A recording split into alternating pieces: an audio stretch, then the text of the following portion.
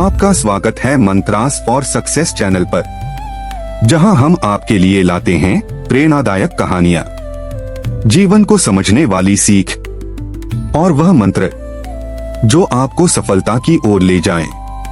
आज की कहानी एक युवा के लालच, संघर्ष और आत्मबोध की है, जिसमें छुपा है श्री कृष्ण का गहरा संदेश। तो आइए ध्यान से सुनिए और अपने मन को एक नई दिशा दीजिए। यह कहानी एक लड़के की, 22 साल का लड़का जो सेठ के यहाँ पर नौकरी करता था। उसके माँ बाप इस दुनिया में नहीं थे। जिंदगी बड़ी परेशानी में चल रही थी। वह जाता था, रोजाना पैसे कमा करके घर आता था, खुद ही बनाता था और खाता था। एक दिन उसने देखा कि एक बूढ़ा फकीर अपनी पीठ पर 3 ठेले लेकर एक शहर से दूसरे शहर की ओर जा रहा था।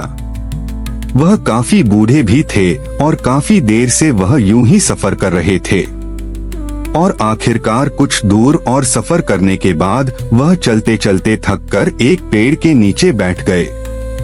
तभी उनकी नजर एक नौजवान युवक पर पड़ी, जो उसी रास्ते से जा रहा था, और वह भी उसी दिशा में जा रहा था जिस दिशा में उन बूढ़े फकीर को जाना था। तभी वह लड़का उन बूढ़े फकीर के पास से होकर गुजरा। इस पर वह फकीर उस लड़के से कहते हैं, सुनो बेटा, क्या तुम मेरी थोड़ी सी मदद कर सकते हो? यह ठेला बहुत भारी है और मैं बूढ़ा हो चुका हूँ। मैं ज्यादा समय तक इनका बोझ नहीं उठा सकता और मैं बहुत थक भी चुका हूँ। तो क्यों ना तुम मेरे एक ठेले को ले लो और मुझे उस दूसरे गांव तक पहुंचा दो। इसके बदले में मैं तुम्हें 3 स्वर्ण मुद्राएं दूंगा। वह लड़का उन फकीर की सारी बातें सुनता है और उन फकीर से कहता है, कोई बात नहीं बाबा, मैं आपकी मदद करने के लिए तैयार हूँ। कहिए आपको कहाँ जाना है? ऐसा कहकर उस लड़के ने उन फकीर का एक ठेला उठा लिया और अपने कंधे पर ले लिया। तभी उस जवान लड़के को यह एहसास हुआ कि यह ठेला तो सचमुच बहुत भारी है। वह लड़का और फकीर दोनों रास्ते में आगे की ओर बढ़ चले। कुछ दूर आगे चलने के बाद देखते ही देखते वह गांव खत्म होने लगा और अब एक सुनसान रास्ता आगे की ओर जा रहा था। वे दोनों अपने मार्ग में मस्त होकर आगे की ओर बढ़ रहे थे। जब भीड़ से पूरी तरह से अलग हो गए तो वह लड़का उन फकीर से कहता है, बाबा, इस ठेले में आखिर ऐसा क्या रखा है जो यह ठेला इतनी वजन है? इस पर वह फकीर आदमी उस लड़के को जवाब देते हुए कहते हैं, कुछ नहीं बेटा, बस इसमें तांबे के कुछ सिक्के भरे हुए हैं, इसी कारण यह ठेला बहुत वजन है। उन फकीर की यह बात सुनकर वह लड़का मन ही मन सोचने लगा, लगता है यह बाबा जरूर कोई व्यापारी है, तभी तो इतने सारे तांबे के सिक्के लेकर चल रहे हैं।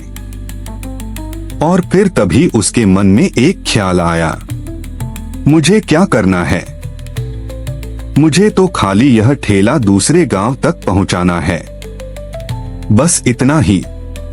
जैसे ही उसके मन में यह ख्याल आया, उसने तांबे के सिक्कों का वह ख्याल मन से निकाल दिया और अपनी धुन में मस्त होकर वह आगे की ओर चलने लगा। चलते चलते कुछ और समय बीता और वे दोनों एक नदी के किनारे जा पहुंचे। वह लड़का हट्टा कट्टा था और काफी चुस्त और तंदुरुस्त भी था, इसलिए वह बिना सोचे समझे उस नदी में उतर जाता है। किंतु वह फकीर अब भी किनारे पर ही खड़े थे। इस पर वह लड़का उन फकीर से कहता है, क्या हुआ बाबा? चलिए आइए, हमें यह नदी पार करनी होगी, तभी तो हम उस गांव तक पहुंच पाएंगे। इस पर वह फकीर उस लड़के से कहते हैं, मैं जानता हूं बेटा कि हमें यह नदी पार करनी होगी, लेकिन जैसा कि तुम जानते हो, मैं अब बूढ़ा हो चुका हूँ और 2-2 ठेले लेकर मैं यह नदी पार नहीं कर सकता। कहीं मेरा पाँव फिसल गया तो क्या होगा? क्या तुम मेरी एक और गठरी ले सकते हो? मैं तुम्हें इसके बदले भी 3 स्वर्ण मुद्राएं दूंगा। इस पर वह लड़का मुस्कुराते हुए उन फकीर से कहता है, बाबा, आप मुझे शर्मिंदा कर रहे हैं। यदि आप मुझे स्वर्ण मुद्राएं ना भी दें तो भी मैं आपका कार्य अवश्य करूंगा। मैं आपको उस दूसरे गांव तक जरूर पहुंचाऊंगा। इस पर वह फकीर मुस्कुराते हुए उस लड़के से कहते हैं, बेटा, तुम तो बड़े ही भले इंसान लगते हो। इतना कहकर उन्होंने वह दूसरी गठरी भी उस लड़के को थमा दी।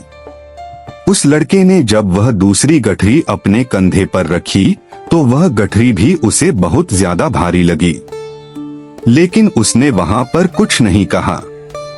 जैसे तैसे उन दोनों ने नदी पार की। नदी पार करने के बाद बातों बातों में ही उस लड़के ने उन फकीर से कहा, बाबा, आखिर इस दूसरी गठरी में क्या है? यह गठरी भी बहुत वजन है। इस पर वह फकीर उस लड़के को जवाब देते हुए कहते हैं, बेटा, इसमें चांदी के सिक्के हैं, इसी कारण यह गठरी भी बहुत वजन है। उन फकीर की यह सारी बातें सुनकर अब उस लड़के का दिमाग तेजी से काम करने लगा था। वह यह सोच रहा था, एक ठेले में तांबे के सिक्के हैं और दूसरी में चांदी के। ऐसा प्रतीत होता है मानो यह फकीर बाबा कहीं दूर से आ रहे हैं और उन्होंने अपनी सारी जमीन जायदाद बेचकर यह सारे सिक्के इकट्ठे किए हैं। लेकिन वह लड़का उन फकीर से कुछ नहीं कहता और वे दोनों चुपचाप मार्ग में आगे की ओर बढ़ते चले जाते हैं। कुछ दूर आगे बढ़ने के बाद एक बार फिर एक सुनसान राह आती है। उस सुनसान रास्ते को देखते ही उस लड़के के मन में तरह तरह के विचार उत्पन्न होने लगे। वह यह सोचने लगा, अरे, यह तो सुनसान जगह है। अगर मैं यह सिक्के लेकर यहाँ से भाग जाऊं तो यह फकीर मुझे कब तक दौड़ पाएंगे? मुझे नहीं लगता कि मुझे कभी पकड़ पाएंगे और यहाँ पर कोई है भी नहीं जो इनकी मदद कर पाए। और वैसे भी यह बहुत सारे सिक्के हैं, मैं इनसे एक अच्छी दुकान खरीद सकता हूँ, अपना नया व्यापार शुरू कर सकता हूँ। और वैसे भी यह बूढ़ा फकीर अब इन पैसों का क्या करेगा? इससे अच्छा तो मैं ही इन्हें रख लेता हूँ। वह लड़का यह सब बारे में सोच ही रहा था कि तभी अचानक उसे खुद पर आश्चर्य हुआ। अरे, मैं यह क्या सोच रहा हूँ? यह फकीर बाबा ना जाने कहां से आ रहे हैं और क्या करके इन्होंने इतने सारे पैसे इकट्ठा किए होंगे। मुझे इनका फायदा नहीं उठाना चाहिए। नहीं नहीं, मुझे ऐसा नहीं करना चाहिए। उसने कुछ देर के लिए तो अपने मन के विचारों को काबू कर लिया, लेकिन कुछ देर बाद उसके मन के विचार उस पर धीरे धीरे हावी होने लगे। वह लड़का 2 ठेले लेकर उन फकीर के पीछे पीछे चल रहा था और कुछ दूर आगे चलने के बाद एक पहाड़ी आई। इस पर वह फकीर बाबा उस लड़के से कहते हैं, बेटा, यह पहाड़ी मैं नहीं चढ़ पाऊंगा। मैं काफी बूढ़ा हो चुका हूँ और मेरे घुटनों में भी दर्द रहता है। यदि तुम मेरी तीसरी गठरी भी ले लो तो मैं तुम्हें 3 और स्वर्ण मुद्राएं दूंगा, लेकिन याद रखना, इसे कहीं गिराना मत, कहीं यह गठरी खुल ना जाए। इस पर वह लड़का उन फकीर से कहता है, क्यों बाबा, आखिर इसमें ऐसा क्या है? इस पर वह फकीर उस लड़के से कहते हैं, बेटा, इसमें स्वर्ण मुद्राएं हैं। यह सुनकर वह लड़का मन ही मन बहुत प्रसन्न हुआ।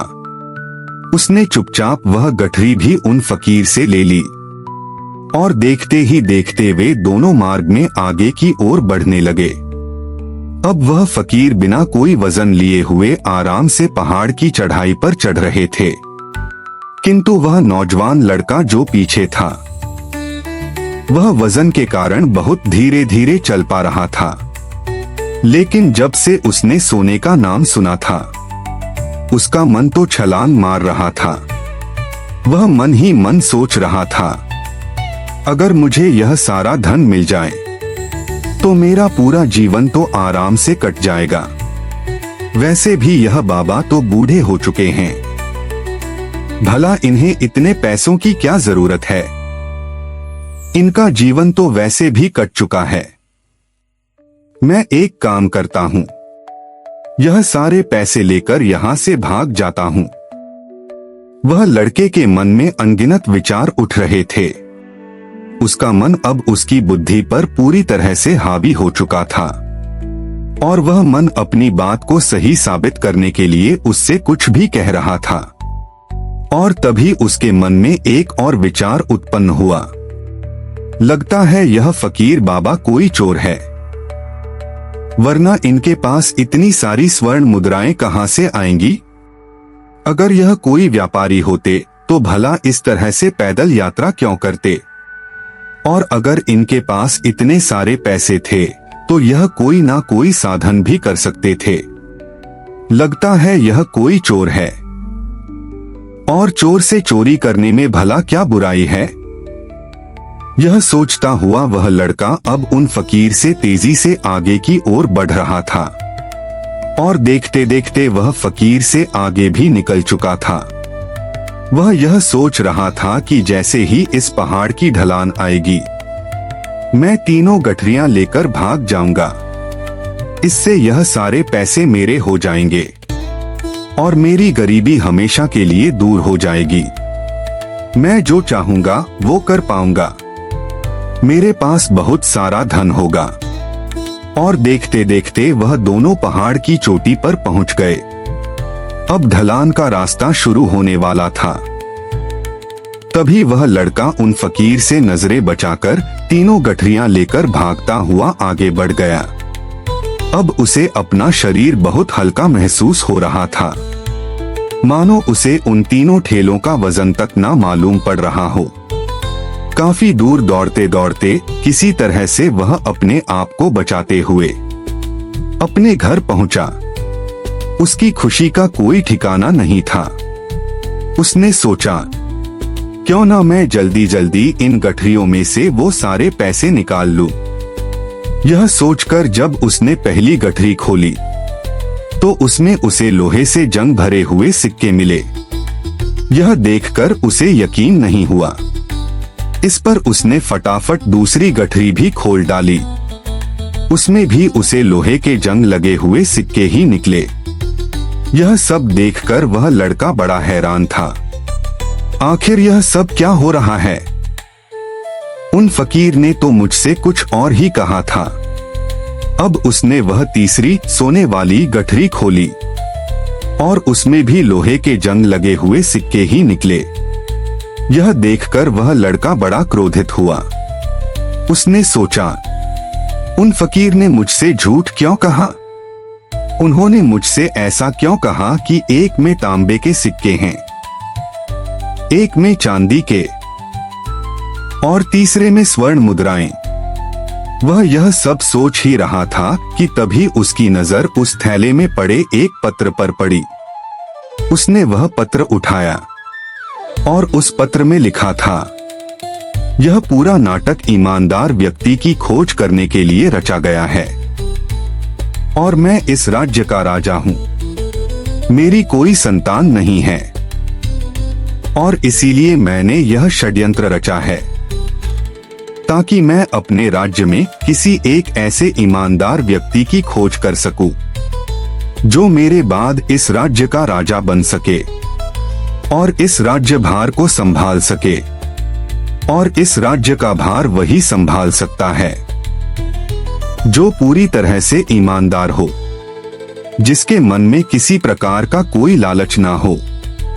इतना पढ़ते ही वह लड़का जोर जोर से चिल्लाने लगा। वह सर पकड़कर बैठ गया। वह यह जानता था कि यदि वह अपने मन के विचारों पर काबू कर लेता तो उसका जीवन संवर सकता था, लेकिन वह अपने मन के विचारों पर काबू नहीं कर पाया।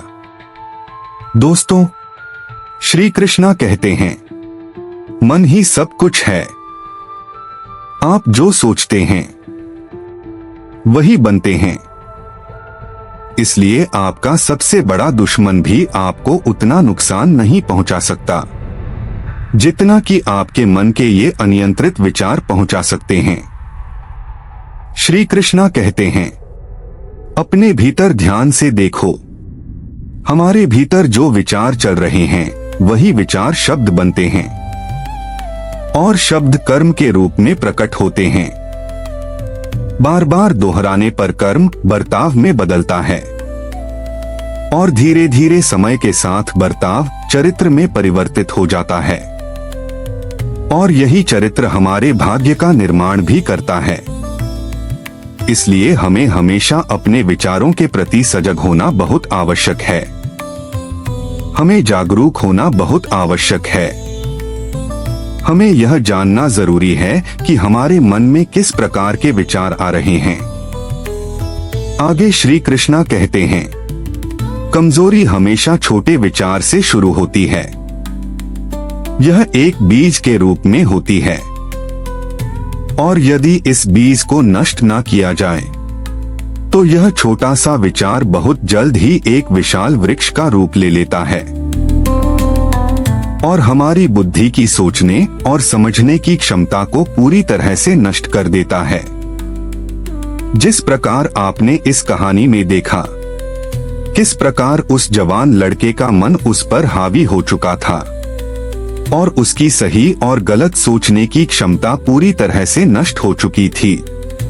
इसलिए जब आपके मन में पहली बार कोई गलत विचार उत्पन्न हो, तभी उसे जड़ से उखाड़ देना चाहिए, अन्यथा वह विशाल वृक्ष का रूप लेगा और आपको किसी न किसी गलत राह पर ढकेल ही देगा। अब आप पूछेंगे, हम भला अपने मन के विचारों को कैसे नियंत्रित करें? श्री कृष्णा हमें दो बातें समझाते हैं। पहली बात, सही इरादा विकसित करो। जब भी आप कोई कार्य करने जा रहे हो तो खुद से पूछिए, इस कार्य के पीछे मेरा इरादा क्या है? क्या मैं दूसरों को दुख पहुंचा रहा हूं या किसी को नीचा दिखा रहा हूं या खुद को ऊपर उठाने की कोशिश कर रहा हूं? दूसरी बात, मन के प्रति सजगता विकसित करो। अपने मन में जो विचार चल रहे हैं उन्हें बिना प्रतिक्रिया दिए केवल देखते रहो। सिर्फ देखो, न प्रतिक्रिया दो, न बहस करो, न दबाओ, सिर्फ देखो। श्री कृष्णा कहते हैं, जो स्वयं को देखता है वही सबसे बड़ा तपस्वी है और वही अपने मन पर नियंत्रण कर सकता है और वही अपने जीवन को सुखी और खुशहाल बना सकता है। अगर आपको यह कहानी प्रेरणादायक लगी हो तो कृपया इसे लाइक करें, शेयर करें और हमारे चैनल मंत्रास फॉर सक्सेस को सब्सक्राइब करना न भूलें, क्योंकि यहाँ हम आपके लिए लाते हैं ऐसे ही जीवन बदल देने वाले विचार, कहानियां और श्री कृष्ण की अमूल्य वाणी। याद रखिए, सफलता सिर्फ बाहर नहीं, अंदर से शुरू होती है। मंत्र खोजिए और चल पड़िए सफलता की ओर। धन्यवाद। फिर मिलेंगे एक नई कहानी और नए विचारों के साथ मंत्रास फॉर सक्सेस पर। जय श्री कृष्ण।